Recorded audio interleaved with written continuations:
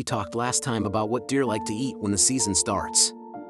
This time, we'll talk about how to set up a tree stand to hunt deer early in the season. If you don't keep moving around at the start of the season, you'll end up in tag soup. Extreme rapid change can occur in a single day. Change is the norm, whether your season begins in September or October, whether you use a bow or an early gun season. Current trends indicate a shift in the food supply. The time has come to harvest the crops. We are quickly running out of acorns as they fall to the ground. Make creases by vigorously rubbing. Bruises have occurred.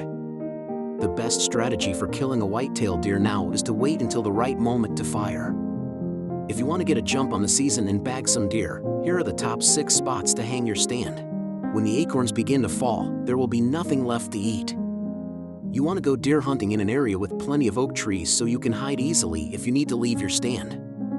You should move to a new oak flat that is still producing when the one you're currently hunting in stops doing so.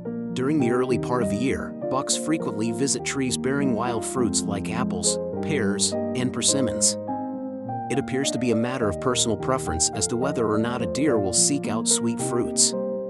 A couple of pears or persimmons that fell overnight will be eaten quickly by an adult buck. The fruit not only has a pleasant flavor, but it is also an excellent source of phosphorus and vitamins. Place your camp near a fruit tree in an area where you have seen or photographed deer. Keep in mind that deer may not frequent these particular trees on a daily basis. After they pick up the fruit that has fallen, it might be a while before more falls. Plan your hunt for the day after a cold front has passed. The deer will be more active as a result of the temperature drop and the accompanying wind, resulting in more fruit being knocked off the tree. Bucks know this, so the day after a strong wind, they'll head for these spots. With so much potential payoff, bedding area is a high-stakes gamble. Success is high if you sneak into a stomper buck's bedtime hunt before sunrise, armed with trail camera photos or sightings of the buck. This tactic should only be used after you have successfully hunted the food source you anticipate the buck to use at night.